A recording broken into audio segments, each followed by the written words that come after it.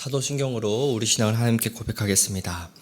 전능하사 천지를 만드신 하나님 아버지를 내가 믿사오며 그 외아들 우리 주 예수 그리스도를 믿사오니 이는 성령으로 잉태하사 동정녀 마리아에게 나시고 본디오 빌라도에게 고난을 받으사 십자가에 못 박혀 죽으시고 장사한 지 사흘 만에 죽은 자 가운데서 다시 살아나시며 하늘에 오르사 전능하신 하나님 우편에 앉아 계시다가 저리로서 산 자와 죽은 자를 심판하러 오시리라.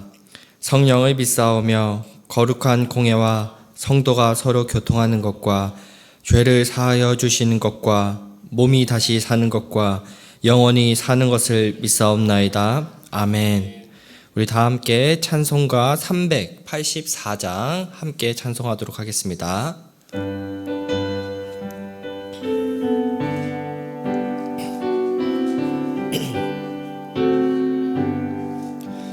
나의 갈 길 다가도록 예수 인도하시니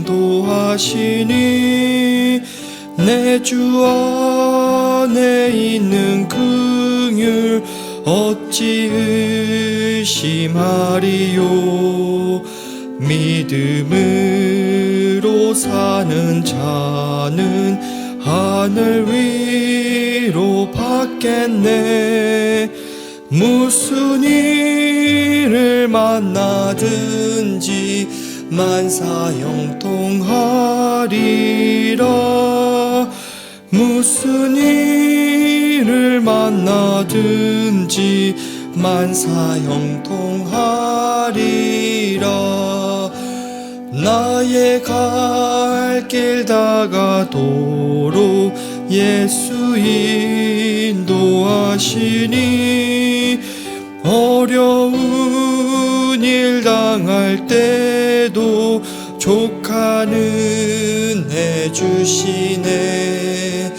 나의 힘이 고단하고 영혼 매우 가라나 나의 앞에 반석에서 샘물 나게 하시네.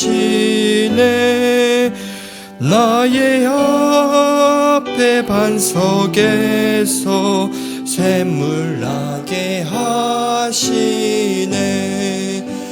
나의 갈 길 다가도록 예수 인도하시니 그의 사랑 어찌 큰지 말로 할 수 없도다. 성령 감화 받은 영혼 하늘 날아갈 때에 영영 부를 나의 찬송 예수 인도하셨네. 영영 부를 나의 찬송 예수 인도하셨네.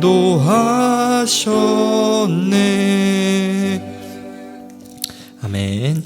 오늘 함께 볼 하나님의 말씀은 고린도전서 13장 1절부터 13절 말씀입니다. 고린도전서 13장 1절부터 13절 말씀, 제가 가진 신약 성경으로는 279페이지에 있습니다. 한 절씩 교독으로 읽고 마지막 13절 같이 읽도록 하겠습니다. 내가 사람의 방언과 천사의 말을 할지라도 사랑이 없으면 소리나는 구리와 울리는 꽹과리가 되고, 내가 예언하는 능력이 있어 모든 비밀과 모든 지식을 알고 또 산을 옮길 만한 모든 믿음이 있을지라도 사랑이 없으면 내가 아무것도 아니요. 내가 내게 있는 모든 것으로 구제하고 또 내 몸을 불사르게 해줄지라도 사랑이 없으면 내게 아무 유익이 없느니라. 사랑은 오래 참고 사랑은 온유하며 시기하지 아니하며 사랑은 자랑하지 아니하며 교만하지 아니하며 무례히 행하지 아니하며 자기의 유익을 구하지 아니하며 성내지 아니하며 악한 것을 생각하지 아니하며 불의를 기뻐하지 아니하며 진리와 함께 기뻐하고 모든 것을 참으며 모든 것을 믿으며 모든 것을 바라며 모든 것을 견디느니라. 사랑은 언제까지나 떨어지지 아니하되 이언도 패하고 방언도 그치고 지식도 패하리라.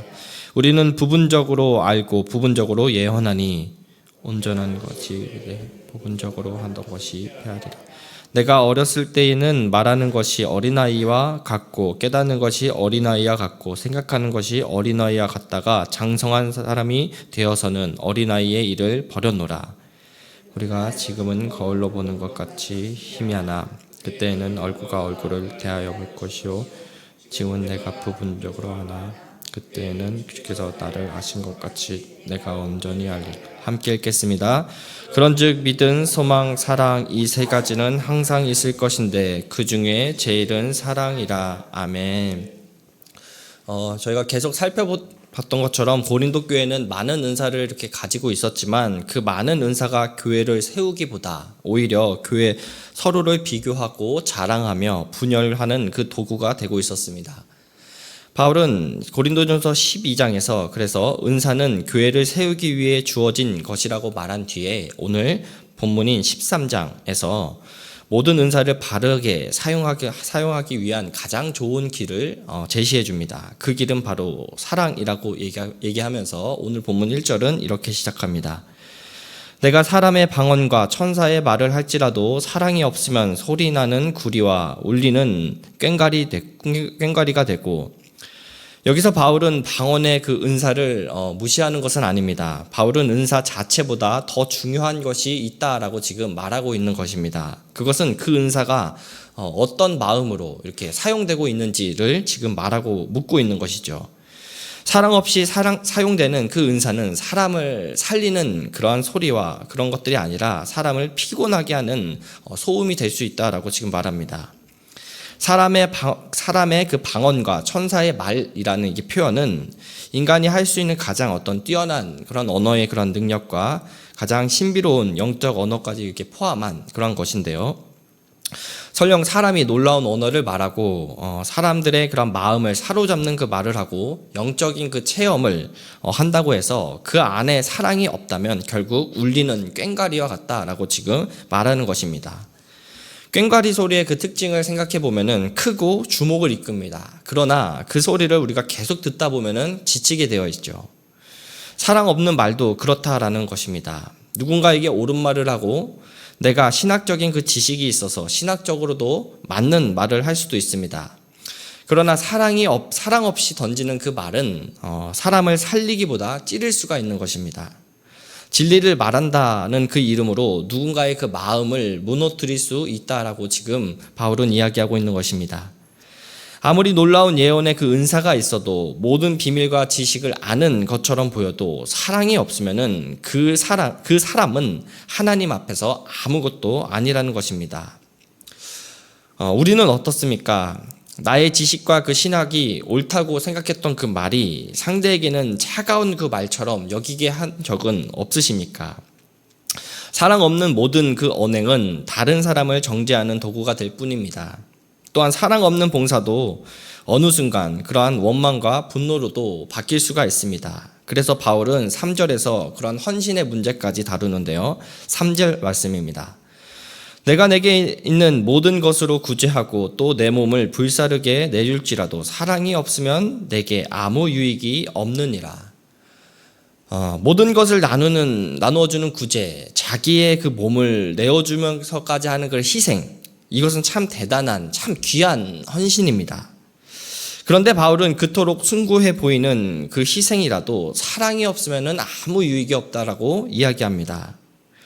그렇기에 우리는 봉사를 할 때도 늘 우리의 그 내면을 점검해 볼 필요가 있습니다. 나는 현재 이 섬김을 왜 하고 있는지, 정말 주님께 받은 사랑 때문에 섬기고 있는지 말입니다. 아니면 사람들이 알아주기를 그 마음 때문에 우리가 하고 있는지 말입니다.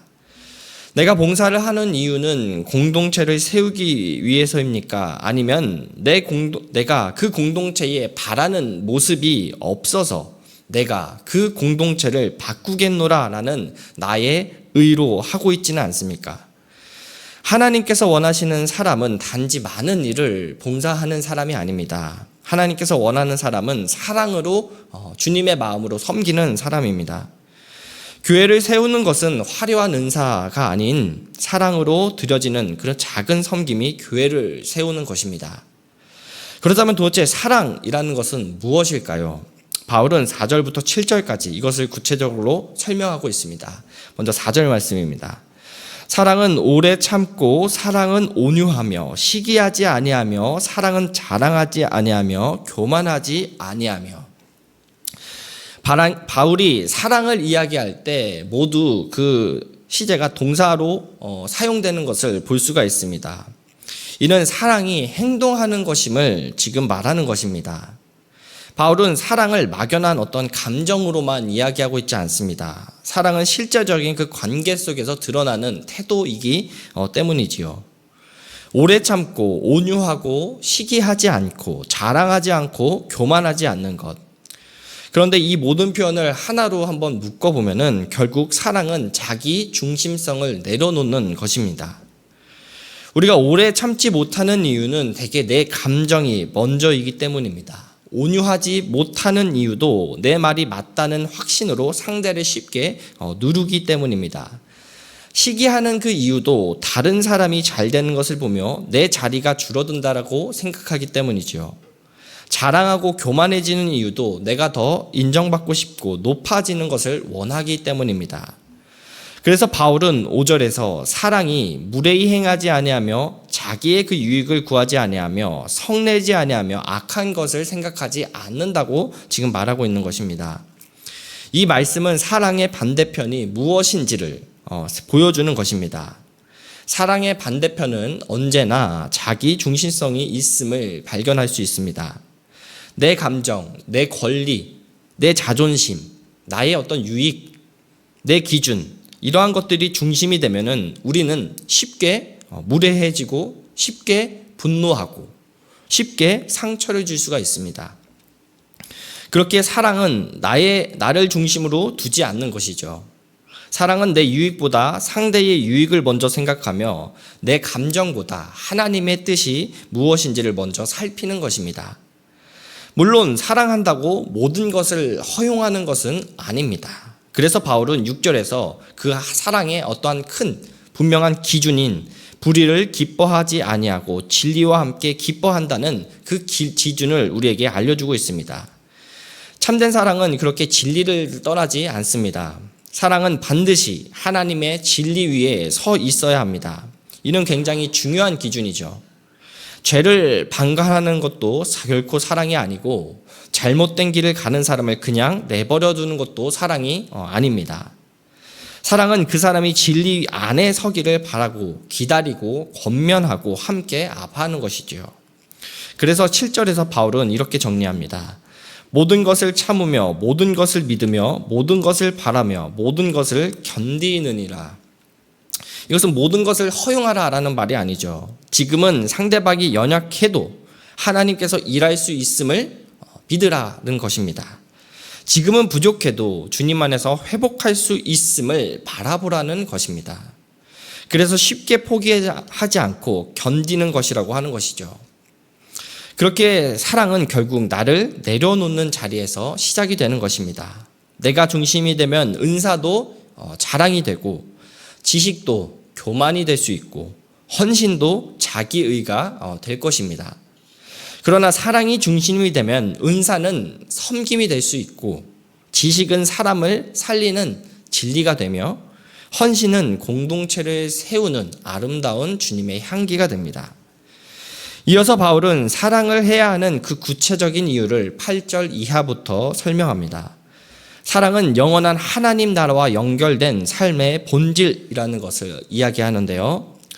은사와 그러한 직분은 일시적이지만 사랑은 영원히 남기 때문입니다. 8절에서 10절 말씀입니다. 사랑은 언제까지나 떨어지지 아니하되 예언도 패하고 방언도 그치고 지식도 패하리라. 우리는 부분적으로 알고 부분적으로 예언하니 온전한 것이 올 때에는 부분적으로 하던 것이 패하리라. 예언도 방언도 지식도 지금 이 땅의 교회를 세우기 위해 주어진 하나님의 선물입니다. 그것들은 이 땅을 살아가는 동안 우리를 돕는 분명한 도구입니다. 그러나 그것들은 부분적인 것입니다. 우리는 하나님을 믿지만 모든 것을 알지는 못하죠. 그러나 모든 것을 알게 될 때가 있습니다. 바로 주님께서 다시 오시고 우리가 하나님 앞에 설 바로 그 날입니다. 그 날이 오면 우리가 지금까지 알고 있었던 필요했던 부분적인 그 도구들은 그 역할을 마치게 될 것입니다. 지금은 희미하지만 그날에는 온전히 알게 될 것입니다. 바울은 이것을 11절과 12절에 걸쳐서 두 가지 비유로 지금 설명하고 있습니다. 11절에서는 먼저 어린아이의 그런 비유로 설명합니다. 어린아이는 어린아이답게 생각하고 그렇게 판단하는 것이지요. 그러나 어른이 되면 더 이상 어린아이의 그 방식에 머물지 않습니다.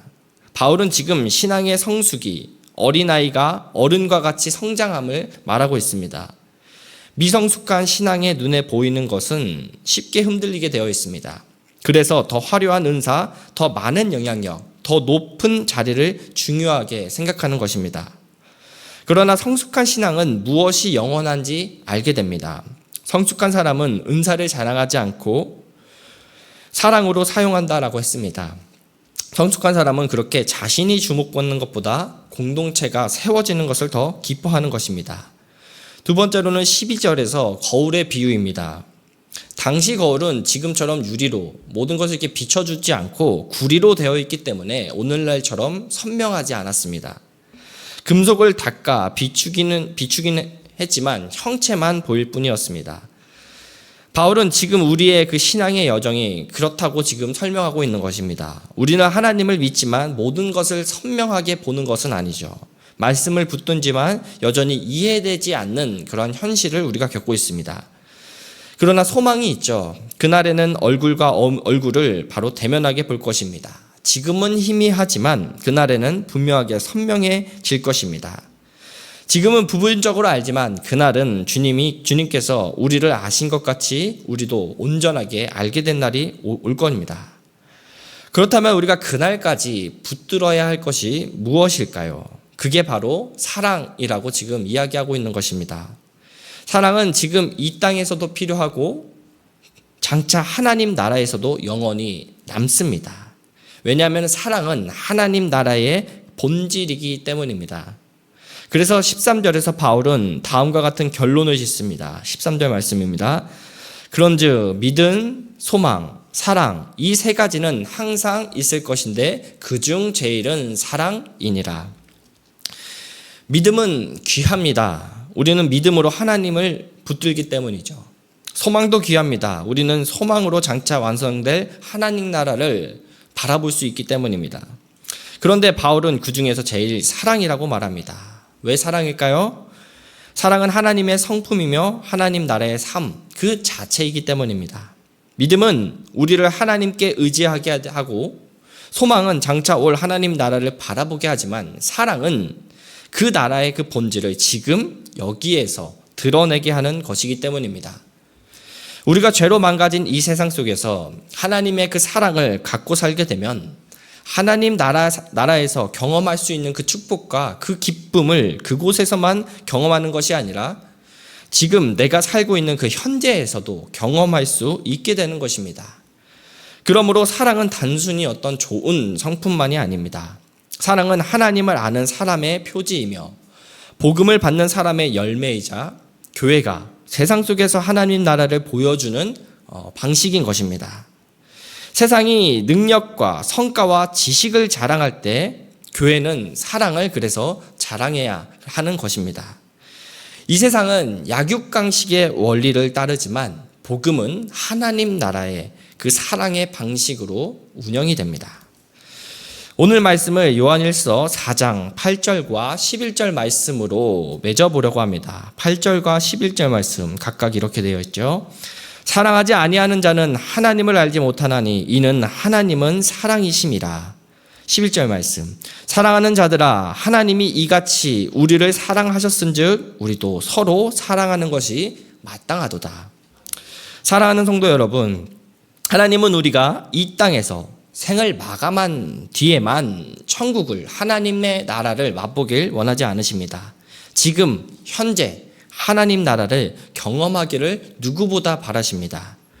그렇게 이번 한 주 가정과 직장과 교회에서 삶의 터전에서 사랑이 필요한 사람 한 사람을 마음에 품어보시길 바랍니다. 오래 참아야 될 그 사람을 떠올려 보시고 온유하게 말해야 될 사람을 한번 떠올려 보시고 내가 이기려 하지 않고 그 사람의 유익을 구해야 할 사람을 한번 떠올려 보십시오. 사람마다 아마 각자 다를 것입니다. 누군가는 가까운데 가족이 될 수도 있고 연락처가 끊긴 어떤 친척과 가족이 될 수도 있고 직장터에 교회에 한 사람일 수도 있습니다. 거창한 일부터 시작하지 않아도 됩니다. 말 한마디 바꾸는 것으로부터 충분히 시작할 수 있습니다. 비난 대신에 축복의 말을, 무례한 태도 대신에 존중의 태도를, 내 입장만 주장하는 모습이 아니라 먼저 듣는 태도를, 내가 옳다는 것을 증명하려는 그 모습보다 공동체가 세워지는 것을 선택하길 바랍니다.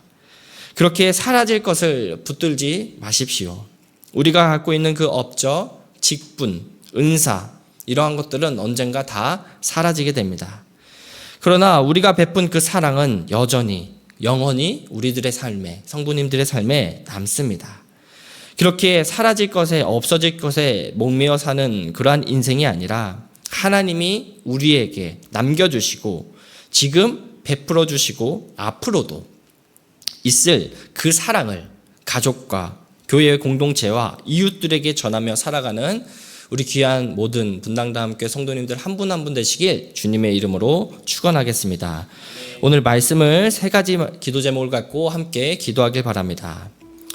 먼저 첫 번째로는 나의 모습 속에서 자기 중심성을 내려놓아야 할 그 부분이 어디인지를 지금 기도의 자리에서 깨닫게 하시고 그리스도의 사랑으로 살아가게 해달라고 함께 기도하길 바랍니다.